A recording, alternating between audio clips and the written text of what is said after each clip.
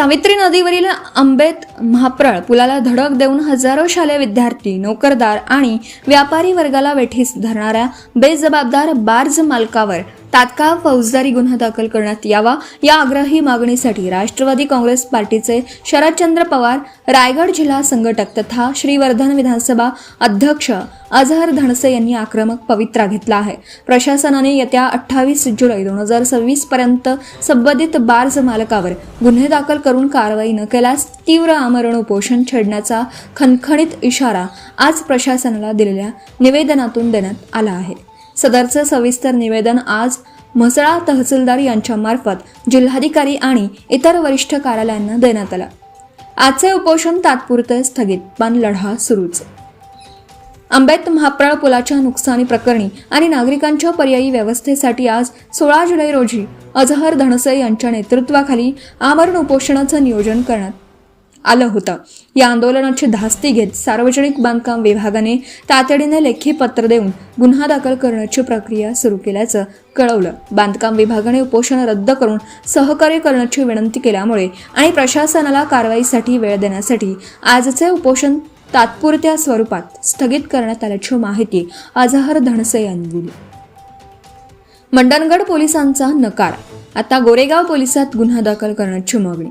मिळालेल्या माहितीनुसार सार्वजनिक बांधकाम विभागाने आपला अधिकृत प्रतिनिधी बार्ज मालकावर गुन्हा दाखल करण्यासाठी रत्नागिरी जिल्ह्यातील मंडणगड पोलीस ठाण्यात पाठवला होता। मात्र पुलाच्या नुकसानीचे अधिकृत मूल्यांकन नसल्याचे कारण देत मंडणगड पोलिसांनी फिर्याद नोंदवून घेण्यास आणि लेखी पत्र देण्यास नकार दिला।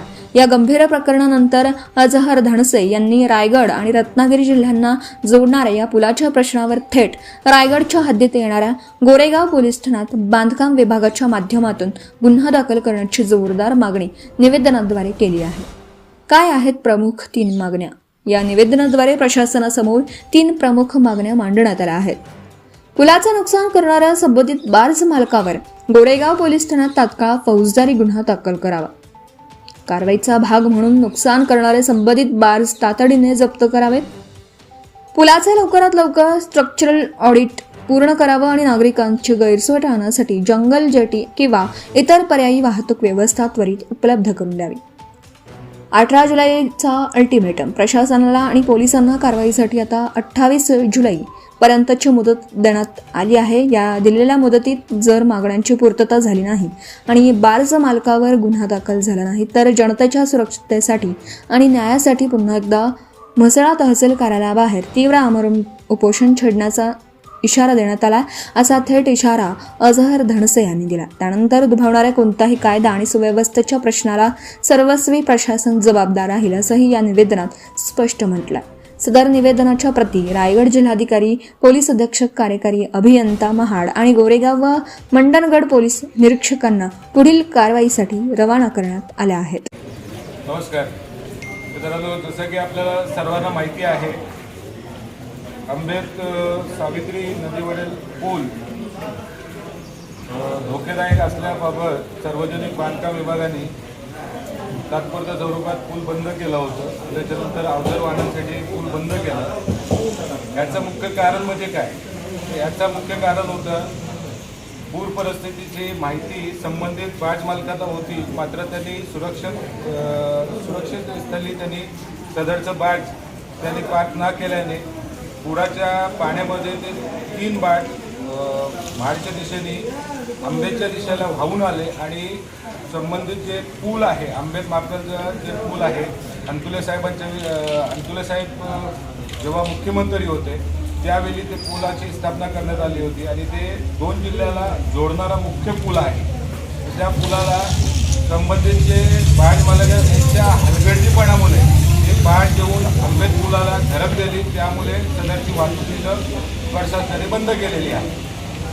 त्या अनुषंगाने आम्ही बांधकाम विभाग आणि इतर संबंधित महसूल प्रशासन असो, पोलीस प्रशासन असो, सर्वांकडे आम्ही पाठपुरावा केलं। मात्र त्या हिशोबात महसूल प्रशासनाने त्याच्यातलं काही साथ कोणती दिली नाही। ते म्हणतात की PWDचा विषय आहे, PWD मंत्री यांचा विषय आहे। अखेर PWDच्या विरोधातच आज आम्ही 16 जुलै 2026 रोजी आज आमरण उपोषण करणार होतो। सर्व त्याचं नियोजन देखील झालं होतं। मात्र सार्वजनिक बांधकाम विभागाचे उपअभियंता यांनी आम्हाला काल रात्रीचं आम्हाला पत्र पाठवलं आणि त्याच्यामध्ये म्हटलं त्यांनी की 15 जुलै नाही, कालची गोष्ट आहे, 15 जुलैला कार्यकारी अभियंता सार्वजनिक बांधकाम विभाग यांनी एक प्रतिनिधी नेमला आणि त्या प्रतिनिधीला मंडणगड पोलीस ठाण्यामध्ये संबंधित बाट मालकांवर गुन्हा दाखल करण्यासाठी पाठवला असता संबंधित जे मंडणगड पोलीस ठाणे आहे, मंडणगड पोलीस ठाण्याने कोणतीही त्यांची दखल घेतली नाही. म्हणजे शासनच शासनाला अगर मानत नसेल मग सामान्य माणसाची अवस्था काय असणार? म्हणजे एखादा आम्ही गुन्हा दाखल गेलं, आमची फिर्याद अगर पोलीस घेत नसतील, मी विशेषतः मंडणगड पोलिसांना म्हणतोय की अगर आपण शासनाचीच फिर्याद अगर घेत नसाल मग नेमकी फिर्याद कुणाची घेणार आपण? नेमका आपल्यावर दबाव कुणाचा आहे? आज प्रशासनालाच प्रशासनच मोजत नसेल तर सामान्य माणसाचं काय? म्हणून आजचं जे आंदोलन होतं ते आम्हाला सार्वजनिक बांधकाम विभाग यांनी पत्र दिलं आणि पत्रामध्ये जे काही घटना झाली पोलिसांनी त्यांना म्हणजे त्यांची फिर्याद घेण्याची नाकारला त्याबद्दलची देखील त्या पत्रामध्ये सविस्तर उल्लेख करून आम्हाला दिल्या कारणाने तसंच आम्हाला पुढील आश्वासन असं दिलं आहे की आपल्या जिल्ह्यात रायगड जिल्ह्यातील घोडेगाव पोलीस ठाण्यामध्ये आम्ही लवकरच परत गुन्हा दाखल करण्याचा प्रयत्न करू. तर आम्हाला हेच बघायचं आता प्रशासनाने आम्हाला म्हणलं की उद्या आम्ही हे करतोय, म्हणजे उद्या शुक्रवारी आम्ही घोडेगाव पोलीस ठाण्याच्या माध्यमातून गुन्हा दाखल करण्याचा प्रयत्न करतोय. तरी आमच्याकडे शासनाने म्हणजे PWD खात्याने आमच्याकडे जे विनंती केली त्या विनंतीला आम्ही मान देऊन तसेच स्थानिक प्रशासन असो, आपले PI साहेब असो, तहसीलदार साहेब असो यांनी याविषयी मीटिंग घेऊन आम्हाला बोललं की थोडं थांबा, काही दिवसातला कारवाई आमच्या माध्यमातून PWDच्या माध्यमातून होईल. म्हणून या सर्वांचा मान राखून आजचं आम्ही नियोजित जे आंदोलन होतं, जे उपोषण होतं, आम्ही तात्पुरत्या स्वरूपात आम्ही मागे घेतलंय. तसं तहसीलदार साहेबांना आम्ही निवेदन दिलेलं आहे आणि 7 दिवसाची प्रशासनाला मुदत दिलेली आहे. 7 दिवसात अगर ह्या बाट मालकांवर गुन्हा दाखल होऊन त्यांचं बाट जप्त नाही झालं तर ह्याच्या मोठ्या प्रमाणात मोठ्या संख्येतला आम्ही तिथं ह्या मसला तहसील कार्यालयाच्या बाहेर अमरण उपोषण करू, याची नोंद शासनाने घ्यावी. जय हिंद, जय महाराष्ट्र. पूर्णपणे पाठिंबा देण्यासाठी जमलो आहोत. माझ्या रायगड जिल्हा राष्ट्रवादी काँग्रेस पक्ष सामाजिक न्याय विभागाच्या वतीने माझ्या सर्व कार्यकर्त्यांच्या वतीनं मी त्यांच्या या निवेदनाला आणि त्यांच्या या उपोषणाला पूर्णपणे पाठिंबा जाहीर करतो आहे. त्याचप्रमाणे मी आपल्याला पुढे असं सांगू इच्छितो की या जिल्ह्यामध्ये आंबेडचं नाव हे सुवर्णाक्षराने लिहिलेलं आहे. महाराष्ट्राचे माजी मुख्यमंत्री बॅरिस्टर अंतुले साहेब यांचा हा मूळ गाव आणि त्या गावावर हे संकट कोसळलेलं आहे. परिसरामधल्या नागरिकांची अत्यंत हाल अपेष्टा चाललेली आहे. आज अतिवृष्टीमुळे जे नुकसान होत आहे ह्या अतिवृष्टीचा भाग जर बघितला तर तिथे जो बर्जर आला तो काही कोणी आणला नाही, पण तो वाहून जरी आला असला तरी त्याच्या निष्काळजीपणामुळे हा आलेला आहे असं माझं स्वतःचं मत आहे. आणि त्याने दिलेल्या टक्करमुळे, या बोटीच्या टक्करमुळे उद्या जीवितहानी होण्याची शक्यता आहे. या पुलामुळे अनेक लोकांचे प्राण जाण्याची शक्यता आहे. ज्या महाराष्ट्राचं भूषण बॅरिस्टर अंतुले साहेब आहेत त्यांच्या गावाच्या पुलाची जर ही दयनीय अवस्था होत असेल तर मग सामान्य परिस्थिती कशी असेल याची तुणीक तुम्हाला लागलेली आहे.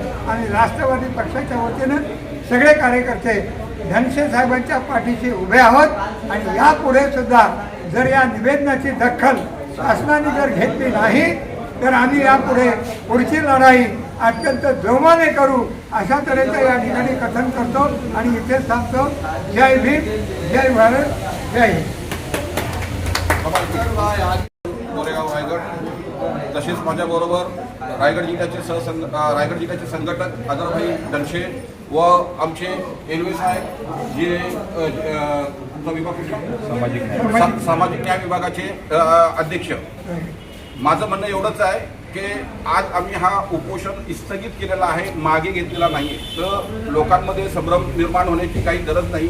तसेही काही अंतर्गत विरोधी लोक आणि बाहेरचे विरोधक आमच्याबद्दल काही दुष्प्रचार करत आहेत, त्याच्यावर विश्वास ठेवू नका.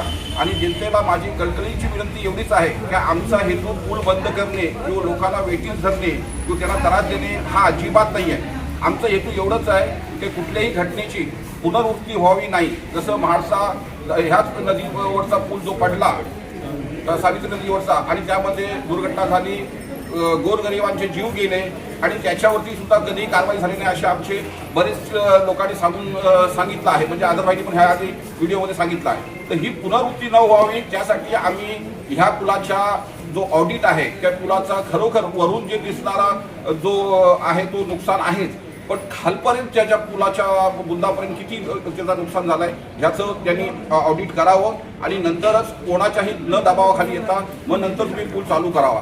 त्याचा राजकीय दबाव आहेत. काही नेते चाकरमान्यांना त्रास न व्हावा म्हणून त्यांच्या जीवाशी खेळण्यासाठी तो पूल चालू ठेवायला इच्छुक आहेत किंवा काही जण जे आहेत ते हे दाखवण्याचा प्रयत्न करतायत की ह्या अपघातामुळे पुलाला काहीच नुकसान झालेलं नाही म्हणून असं भासण्याचा प्रयत्न चालू आहे. पण माझं एवढंच बोलणं आहे की आपण दुर्घटना होण्याच्या पूर्वी जर जागलो तर चांगलं आहे, नाही तर नंतर पण मेणबत्त्या लावून आणि 3 दिवस श्रद्धांजली वाहून त्याचं काही उपयोग नाही. आणि सर्वात दुःखद गोष्ट मदनगड पोलीसची आहे की त्यांना त्यांच्याच डिपार्टमेंट PWDने निवेदन देऊन की बाज मालकावर कारवाई करा म्हणून ती त्यांनी केली नाही. आणि सामान्य जनतेवर एखादा छोटा डंपरवाला आहे, गाडीवाला आहे, त्याच्यावर प्रशासन आणि पोलीस कारवाई करते आणि असंच मोठ्या लोकांना तुम्ही सोडताय तर हे निंदनीय आणि खेदजनक आहे. याचा मी निषेध करतो आणि मी याच्या पुढे या आजरभाईंचा सपोर्ट करणार आणि त्यांच्या पाठीशी उभा राहणार. जय हिंद, जय महाराष्ट्र, जय राष्ट्रवादी. राष्ट्रवादी पक्षाचा, शरद पवार साहेबांचा. Subscribe now and press the bell icon. Never miss an update.